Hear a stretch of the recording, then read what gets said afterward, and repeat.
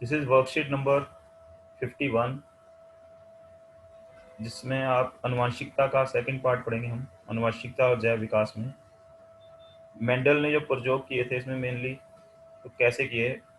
Mendel ने प्रभाविता का नियम दिया कि कुछ ऐसी गुण होते हैं जो प्रभावी होते हैं, कुछ अप्रभावी, वो कैसे उन्होंने दिए। और उन्होंने एक संकर मतलब एक गुण लेके कैसे क्रॉस किया। मेंडल ने मटर के पौधों का उपयोग किया था, ये हम पिछले वर्कशीट वीडियो में देख चुके हैं। क्यों किया था उनका, क्योंकि इसमें लक्षण बहुत सारे होते हैं, अलग अलग तरह के जो दिखाई देते हैं, स्थूल रूप से सामने दिखाई देते हैं। 7 लक्षण हमने देखे थे उसमें कि बीज हरे होते हैं या पीले हैं, बीज का आकार, इस तरह से लक्षण हमने देखे थे। तो इन विकल्पी लक्षणों के साथ उन्होंने पौधों का संकरण किया। और पहली पीढ़ी की पहले बार संकरण किया तो कैसे पौधे आए, दूसरी बार संकरण किया तो कैसे पौधे आए। संकरण होता है कि दो पौधों, अलग अलग पौधों को लेके उनको आपस में रिप्रोड्यूस, जनन कराना। तो उसके बाद उनके अनुपात देखे कि कितने पौधे किस तरह के थे, लंबे थे, छोटे थे। जैसे हमने कंपेयर किया उसमें फूल पीले थे, फूल वाइट थे, सफेद थे, या फूल उसके वायलेट कलर के, गुलाब जामुनी रंग के थे। इस तरह से अलग अलग चीजें हमने उसमें उसमें देखे थे। उन्होंने मटर के दाने जो थे वो झुर्रीदार थे या गोल थे, हरे थे या पीले थे, इस तरह की चीजें उन्होंने देखी थी। तो कैसे प्रयोग किया उन्होंने मेंडल ने सावधानी पूर्वक कुछ परीक्षण किए थे। अनुवांशिकता अथवा माता पिता के गुण उनके वंशज तक कैसे पहुंचते हैं। हम देखते हैं हमारे गुण बहुत सारे माता पिता से मिलते हैं, आंखों का रंग और चीजें कई, हाइट है, बालों का रंग, ये माता पिता से बच्चों में कैसे पहुंचता है। तो इस रहस्य का उन्होंने अनावरण किया, इसको सुलझाने का काम किया। मेंडल ने यह देखा कि उसके बगीचे में जो मटर के पौधे लगे हैं उनके गुण माता पिता के गुणों का मिश्रण नहीं है। ये नहीं है कि दोनों के गुण आ गए, आधे गुण उसके आधे उसके, ऐसे नहीं थे कि बाल आकर मम्मी के अलग तरह के, पापा के अलग तरह के, दोनों के मिलके बच्चे के उस तरह के आ गए। उन्होंने देखा कि कोई एक गुण ज्यादा दिखता है, कोई एक गुण छुप जाता है।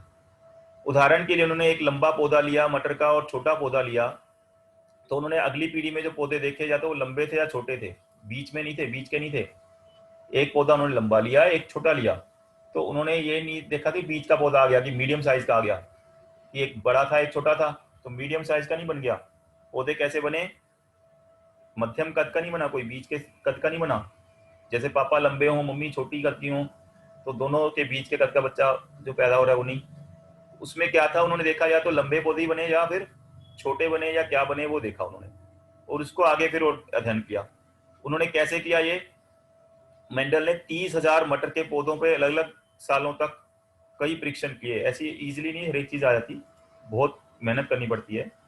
मेंडल ने कैसे लिए, मटर के दो पौधे लिए जिनके फूलों का रंग एक का बैंगनी था, दूसरे आपको पता है दो ही तरह के फूल थे, सफेद या बैंगनी, जो आपने पिछली वर्कशीट में देखा, जो पिछले वीडियो में देखा।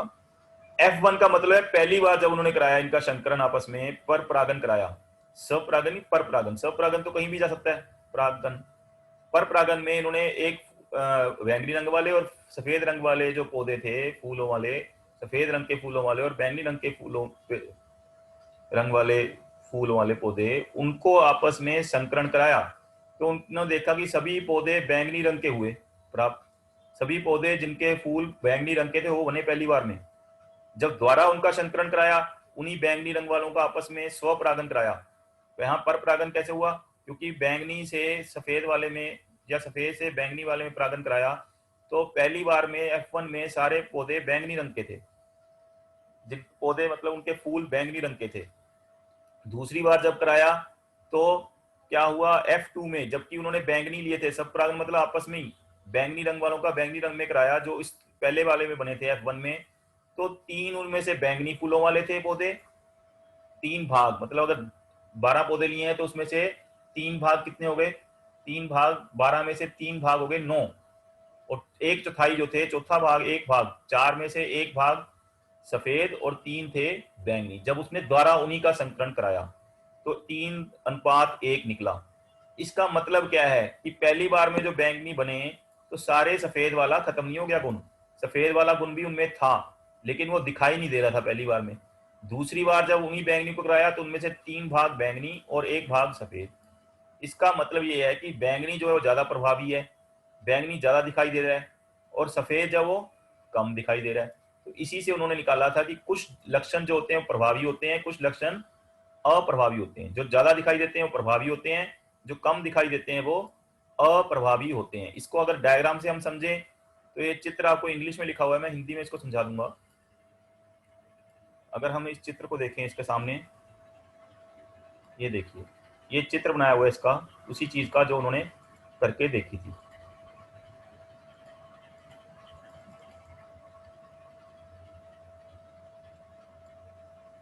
मेंडल ने जो प्रयोग किए थे उसका ये एक चित्र है, ये देखिए। ऐसे ये बैंगनी रंग के फूल हैं इसके, और इसके फूल जो हैं वो सफेद रंग के हैं। अब इन्होंने इनका संकरण कराया। अगर एक एक पौधे का हम संकरण करा रहे हैं, हाइब्रिडाइजेशन लिखा हुआ है इंग्लिश में, हिंदी में संकरण बोलते हैं इसको। तो देखें तो पहली बार में देखो सारे पौधे जो बने हैं पहली जनरेशन में, फर्स्ट उसमें, तो उसमें सबके ऊपर बैंगनी रंग के फूल हैं। इन्हीं बैंगनी रंग के फूलों वाले पौधों का द्वारा उन्होंने जनरेशन कराया, तो कुछ बैंगनी रंग वाले बने, कुछ सफेद रंग वाले। कितने बैंगनी रंग वाले गिने उन्होंने, तो अगर अनुपात निकाला तो हर 4 में से 3 बैंगनी रंग वाले थे और 1 सफेद रंग वाले। तो इससे पता लगता है कि ये आगे पढ़ेंगे हम प्रभावी और अप्रभावी लक्षण, कि जो ज्यादा दिखता है सबसे पहले जो F1 में आया वो प्रभावी है, क्योंकि वो अकेला ही काफी है, इसमें पढ़ेंगे हम। तो मेंडल ने क्या बताया फिर इसके बारे में कि ऐसा क्यों हुआ। मेंडल ने इसको बोला प्रभाविता का नियम, लॉ ऑफ डोमिनेंस, प्रभाविता का नियम बोला, जिसमें उन्होंने बोला कि 2 अलग अलग तरह के जुगम मतलब जोड़े में पाए जाते हैं गुण। 2 गुणसूत्र होते हैं अलग अलग, एक जिनमें से प्रभावी होता है। जैसे उसमें बैंगनी रंग प्रभावी था तो वो ज्यादा नजर आया, और सफेद रंग कम नजर आया फूल, वो अप्रभावी लक्षण होता है। परस्पर विरोधी लक्षण वाले पौधों के बीच अगर संकरण करवाएंगे तो पहली बार में जो बनेंगे, पहली बार में वो बनेगा एक प्रभावी लक्षण आता है, दूसरा अप्रभावी जो दिखाई नहीं देता पहली बार में। अप्रभावी लक्षण छिपा रहता है, लेकिन अगली पीढ़ी में जब हम करेंगे तो अप्रभावी लक्षण भी दिखाई देता है, लेकिन प्रभावी अपने आप को ज्यादा दिखाता है और अप्रभावी जो है वो कम दिखाता है। प्रभावी लक्षण क्या होते हैं, जो अगली पीढ़ी में अपने आप को प्रदर्शित कर पाते हैं। जैसे गोल बीज प्रभावी लक्षण है, ये आपको याद रखना है।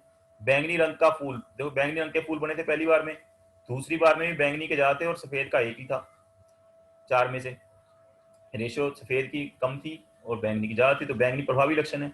अगर हम आम जिंदगी में भी देखें तो कौन ज्यादा नजर आता है, जिसका प्रभाव ज्यादा होता है वो नजर आता है ज्यादा, और जो कम नजर आता है उसका प्रभाव भी कम होता है। अप्रभावी लक्षण वो होते हैं जो अपनी अगली पीढ़ी में प्रदर्शित नहीं होते, फिर और या फिर वो कम दिखते हैं। अप्रभावी लक्षण कम मात्रा में दिखाई देते हैं। मेंडल ने पृथक्करण का नियम बनाया, फिर उसने मेंडल का पृथक्करण का नियम यह कहता है कि जब एक जीव अपने गुण को स्थानांतरित करता है तो उसके वंशज अपने माता और पिता से दोनों से गुण का एक एक लक्षण लेते हैं, और वो एक एक लक्षण में जब संकरण कराया तो जो लक्षण प्रभावी था वो दिखाई दिया। जैसे इसमें बैंगनी रंग के फूल प्रभावी था लक्षण, तो वो दिखाई दिया, और दूसरे वाला छुप गया। उसको दोबारा फिर करते हैं अगली पीढ़ी में जाने पे, अप्रभावी लक्षण भी दिखाई देता है लेकिन वो कम, 4 में से 1 अप्रभावी और 3 प्रभावी लक्षण के रूप में दिखाई देते हैं।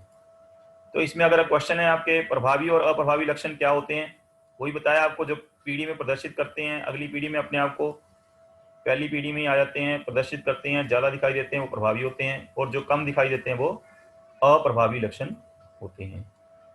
नेक्स्ट है पृथक्करण के नियम को दिखाने के लिए एक शंकर क्रॉस का चित्र बनाइए। आज ये आप बना सकते हैं। विषम जुगी युग्मजी को परिभाषित कीजिए। विषम जुगी में क्या होता है कि हर एक लक्षण के 2 अलग अलग जोड़े होते हैं, 2 गुणसूत्र होते हैं, जिनमें से एक प्रभावी होता है, यह है विषम जुग्म। आगे है फिर आपका, एक लक्षण वंशानुगत हो सकता है परंतु व्यक्त नहीं हो सकता, इस कथन की पुष्टि कीजिए। तो वो आगे तो चला गया, आपने देखा पहले वायलेट वाला सफेद रंग वाला, लेकिन द्वारा वो दिखाई नहीं दिया उसमें, तो ये आप प्रदर्शित कर सकते हैं इसमें। चलिए